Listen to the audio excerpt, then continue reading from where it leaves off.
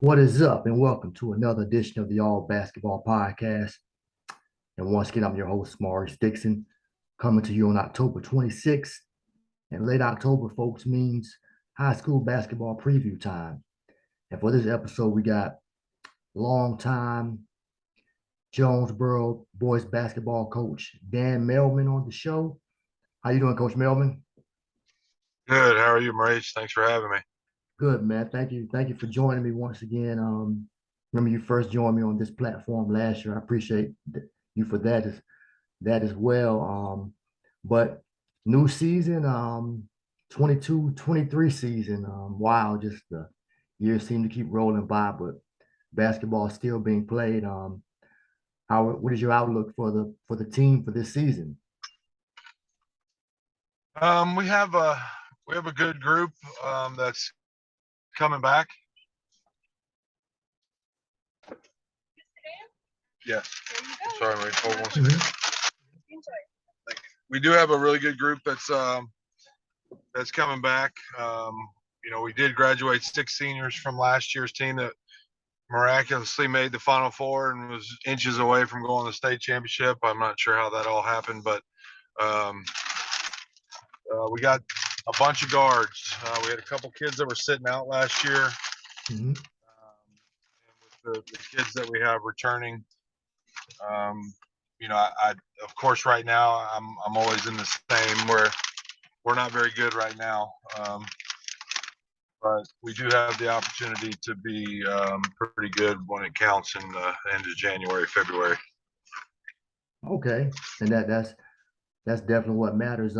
So your team is, I guess you had trials recently. You kind of got your team set. We are currently today will be our last day of tryouts, and then we'll officially start practice tomorrow. Okay. Of course, we still have to hold another tryout because a lot of kids at Jonesboro do play football. A lot of my kids do play football, so they're doesn't look like they're going to make the playoffs. So it looks like they'll be out November 4th. Mm. Or their last game is the 4th, and then they'll be out for a one-day tryout on the 6th, and then we'll have 4 days to get ready before our first live game.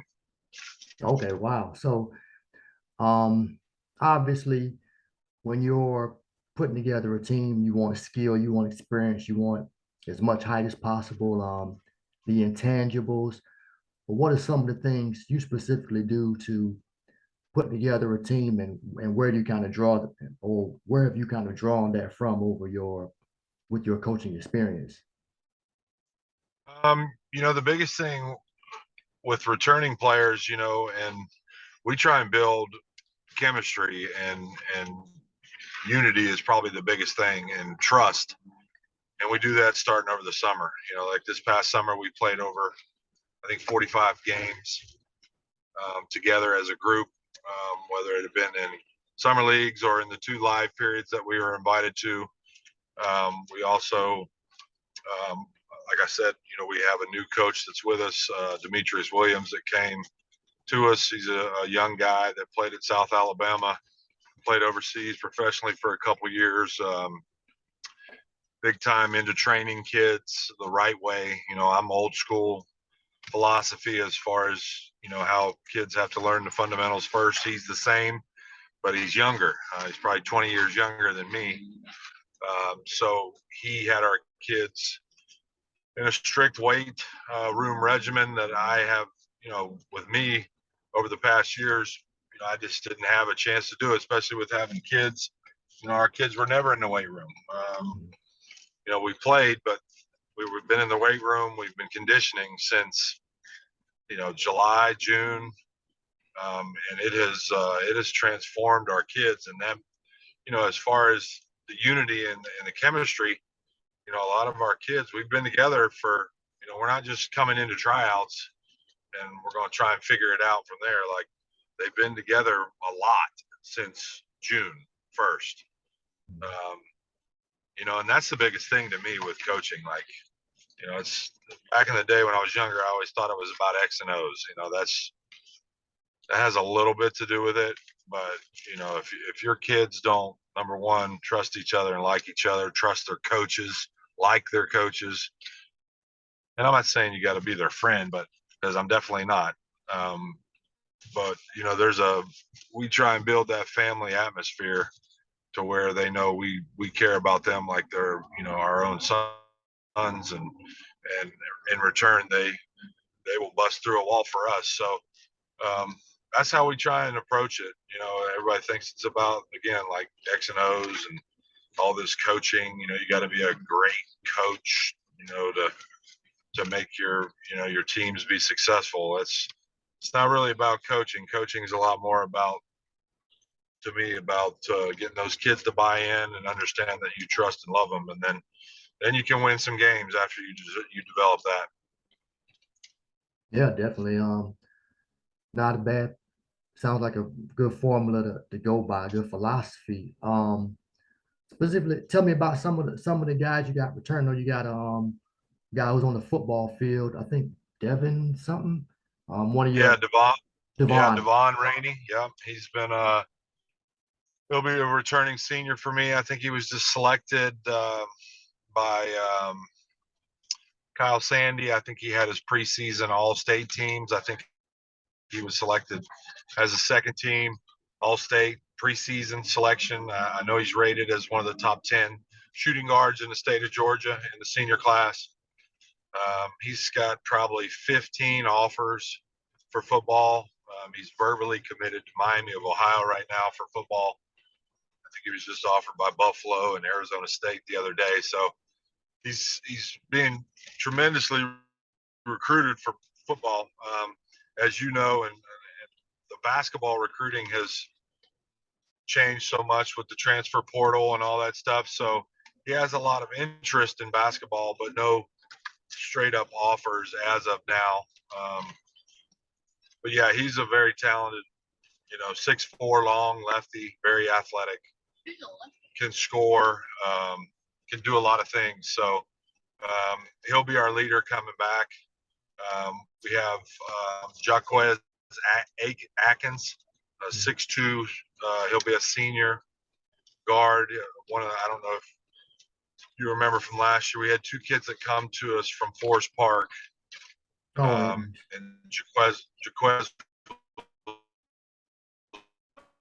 the state guard at Forest Park as a sophomore, so he didn't play at all last year because of some issues of where they had to sit out a year from the GHSA. So so now they're eligible to play. He's eligible to play. He was a 20-point scorer as a sophomore at Forest Park, so he's going to be a big part.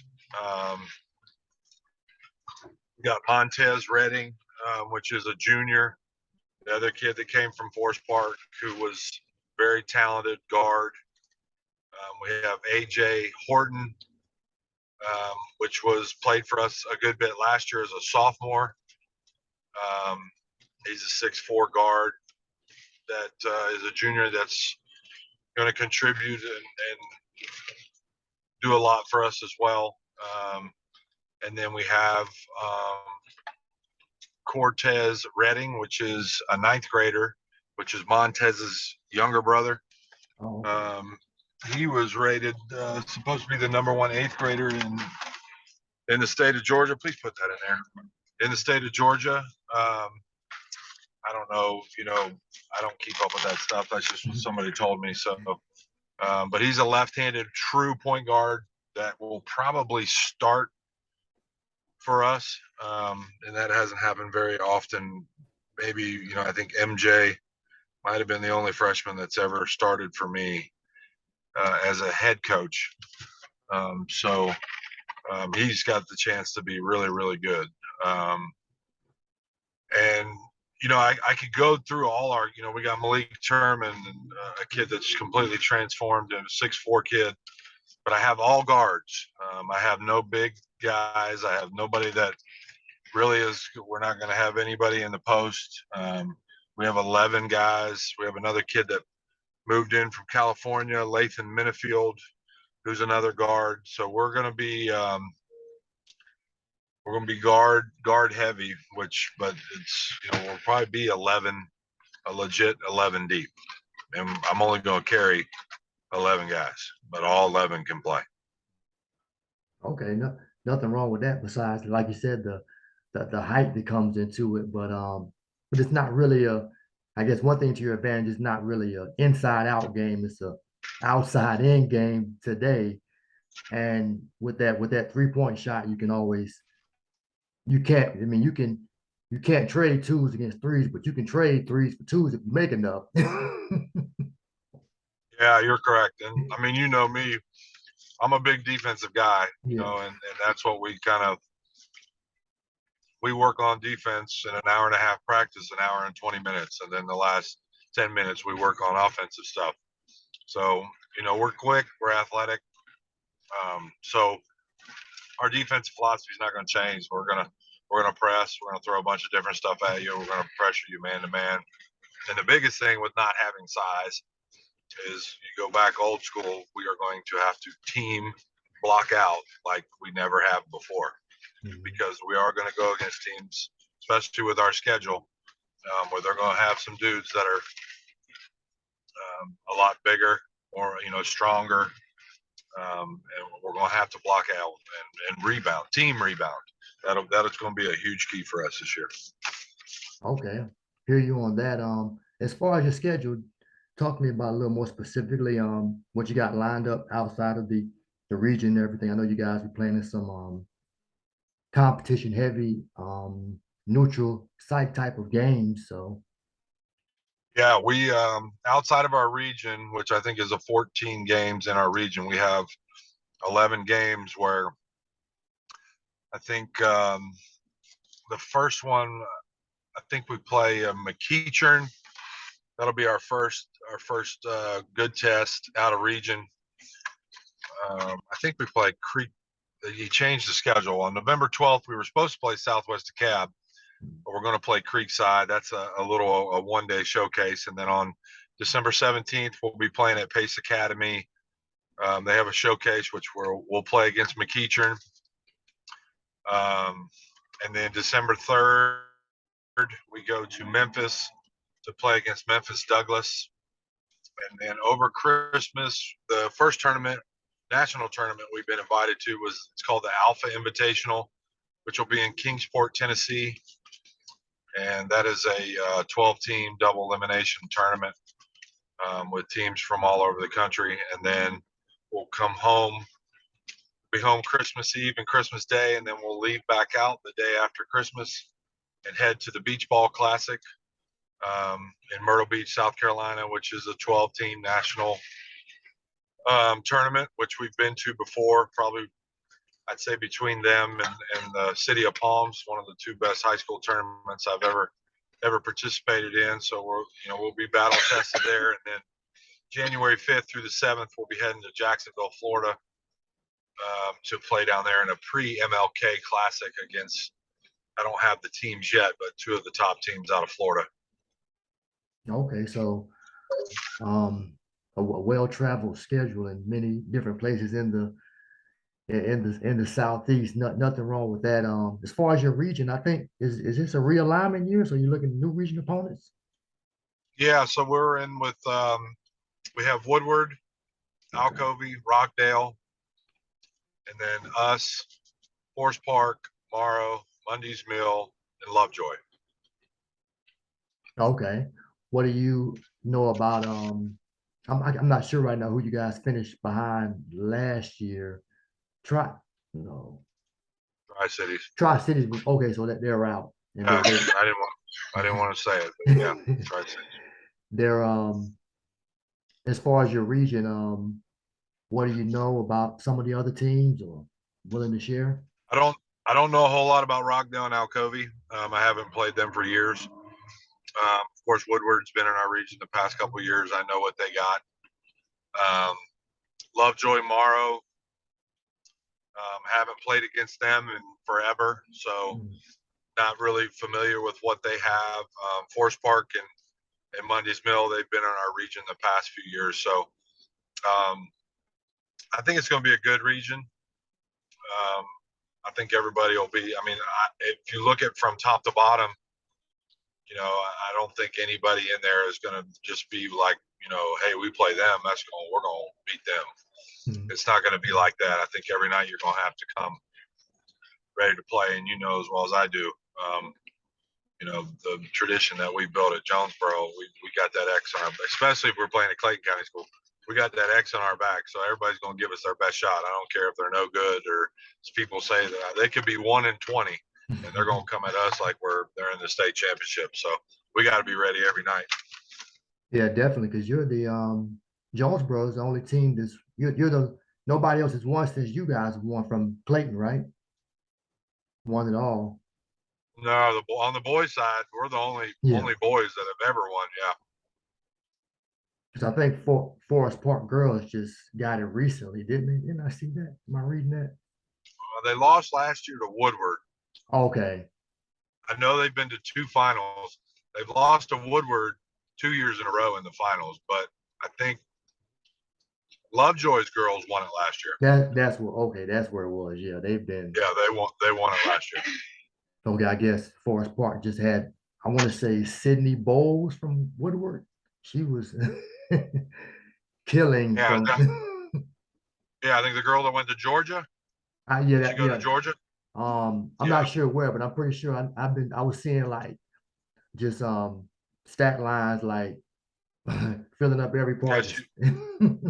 Yeah. I watched her 3 or 4 times last year. She was good. Mhm, She was good, and they're going to be really good. I mean, the girls region side. I think the mhm, rankings just came out today. mhm. I think Lovejoy's 2, Rockdale is 3, Forest Park is 5, and Oh Woodward's wow. like 7. Oh wow. That's a Okay. crazy girls region, Hmm. all in the same region. Wow. So, want to go back to last year a little bit. Like I said earlier, you guys were second in the region, had a good season. Made a run there close at the end, got to the Final Four. Pushed Eagles Landing to overtime. What was that whole journey like? And then the game up until pushing Eagle. I mean, almost going to the championship to play Tri Cities. Yeah, I mean, it was like any other season we've had, and especially the last 3 or 4 years. It's just been, the kids. Last year, my kids didn't buy in, until I mean, you want them to buy in once you get to the region tournament, and it was a struggle during the regular season. We had disciplinary actions. We suspended 2 or 3 starters for multiple. I mean, we had 3 starters that were suspended for a good 2 weeks. During the core of our season, um, and then finally everybody kind of bought in.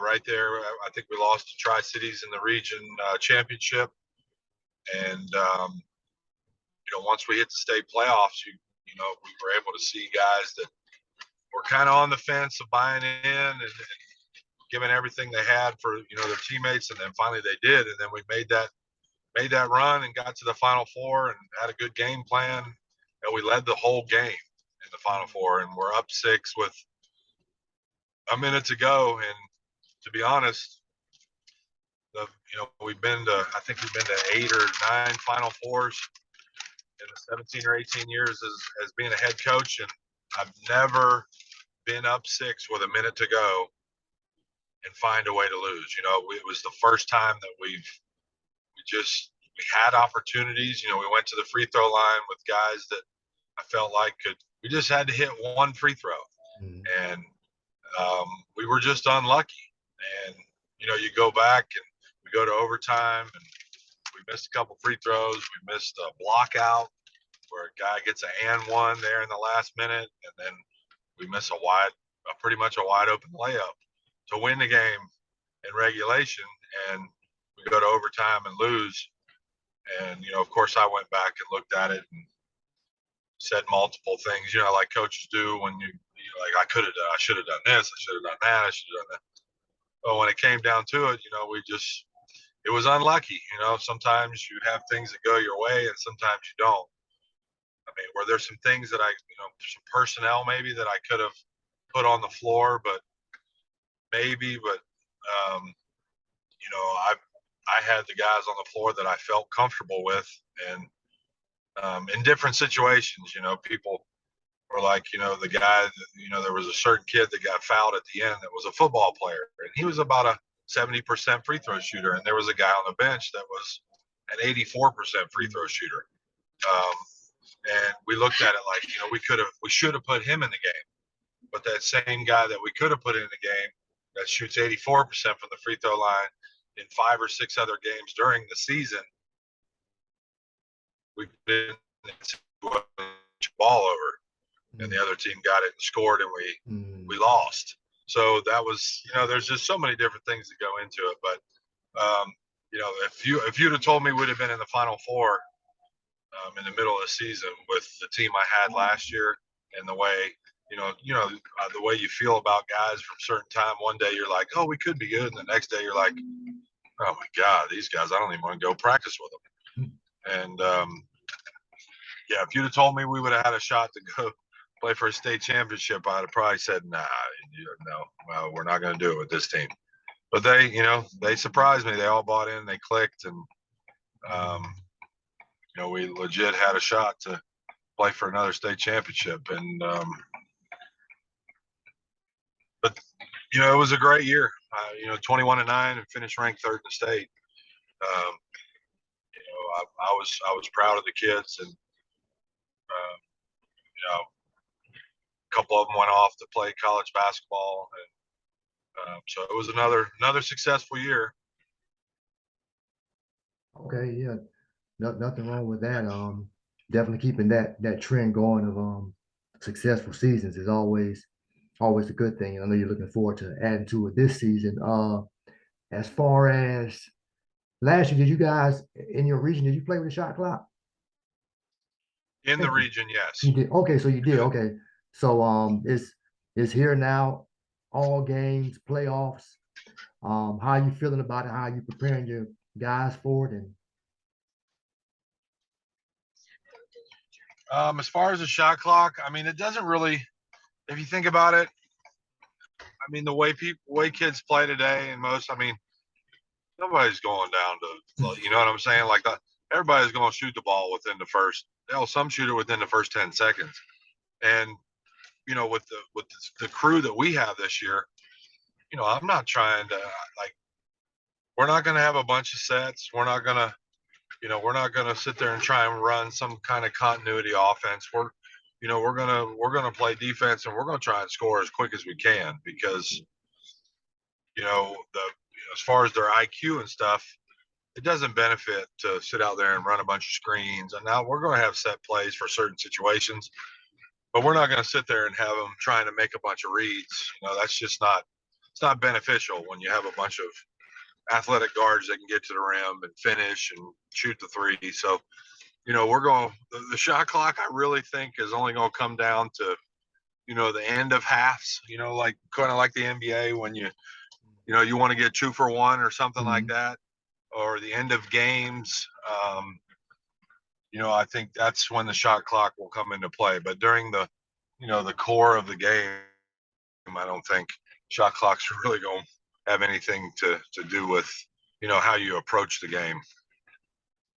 okay, I hear you on that. Yes, it's when I watched some games I did see with it. It was you almost didn't notice it, and then unless it was like Yeah, the fourth quarter, you knew that okay, a team couldn't just keep running the play and just trying to drain clock.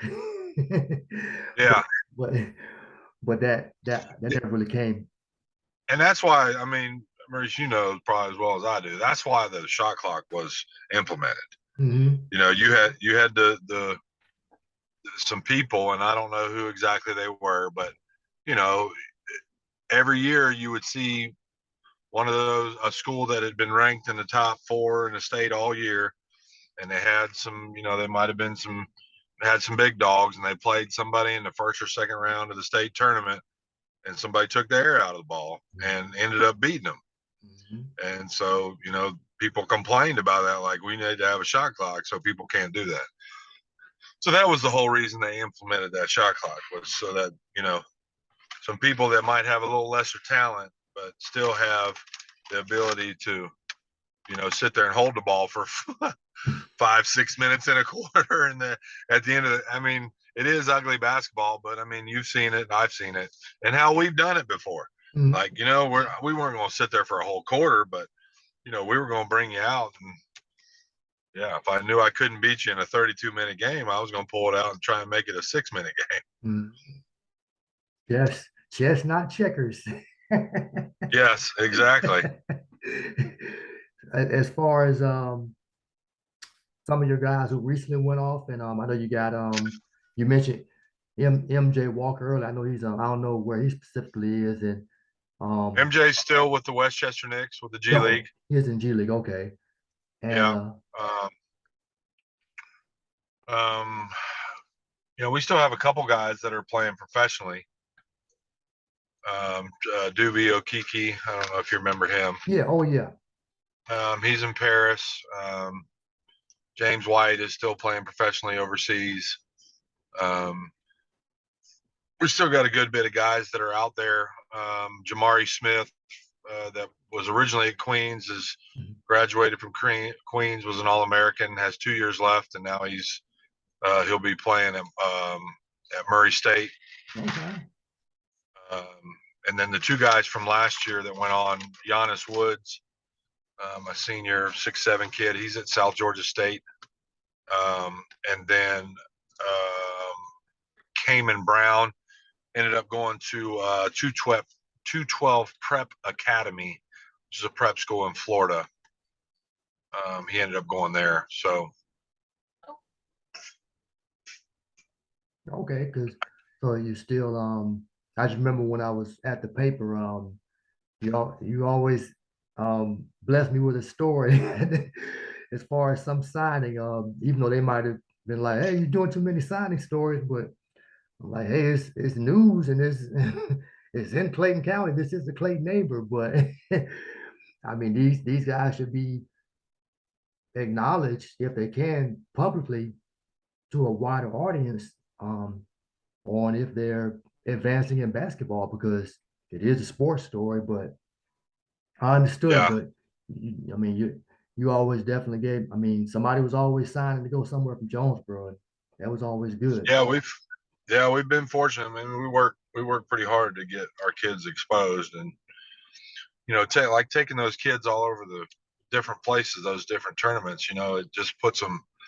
People are always like, man, why do you always do all that traveling? Why are you taking your Mhm. kids? Don't you get tired? I mean, I don't do it. Like, that's one of the main reasons is to expose our kids, to different coaches. A lot of coaches, they don't get out like they used to. Mhm. And so, we go to these big tournaments, that everybody's there. Like the Beach Ball Classic and those ones over Christmas. Those, back in the day, MJ Walker, we played in the City of Palms in the beach ball. People don't realize those tournaments. A lot of those people that sit on that committee for the McDonald's All-American game are at those tournaments. Oh, Because that's why they invite those schools, because they want to see those kids. If I feel like if we would have never went to those tournaments, and you know like back in the day, Tony Douglas, mhm. he was not should he have been a McDonald's All-American? Yes. Was he? He wasn't. But we never went to those tournaments. Mhm. And us going to those tournaments, like the people that see our kids is amazing. So um, that's a big key, is getting your kids out there so that people can see them. And that's been part of the reason why every year we have 2 or 3 kids signed, because we not only work hard to promote our kids, all over the country. We don't care where, but we try and get our kids out in front of people to where they can be seen. Mhm. Definitely understand that. Nothing. Props to you guys for doing that. Because I'm pretty sure it takes some sacrifice and time and some of everything. Like you said, travel. it but it pays off. That's all I have specifically, Coach. Anything else you want to add? To talk about or say about the upcoming season? No, we're looking forward to it. Like I said, today's last day of tryouts. We start first row practice tomorrow, and then we got our football kids come out hopefully November 7th, I think, and then we got the 8th, 9th, 10th to get ready. We got Tri-Cities as our first scrimmage at home. That'll be a ton of people will probably come to that, them being the defending state champs in their classification. We're looking forward to the season. Looking forward to get it rolling. This is when I get a little extra pep in my step, and when basketball comes around, so I'm ready to go. Yeah, I'm sure you are, man. Well, I appreciate you taking the time to talk with me. And I wish you guys success and definitely health this season. Oh, I appreciate it, man. It was good talking to you too, man. No problem, man. Good talking to you, man. Catch you next time. Thanks All so right, brother. much. All right. All right. Later. And well, folks, that's another edition of the All Basketball Podcast, previewing the Jonesboro Cardinals and talking specifically to head coach Dan Maehlman. I'm sorry, Dan Maehlman, about the upcoming season. Remember, please subscribe. And this podcast the All Basketball Podcast can be found on YouTube and your other listening platforms such as Spotify, Google, and Apple. Once again, I'm your host, Maurice Dixon. Thank you for listening. Peace, and until next time, be blessed in Jesus' name.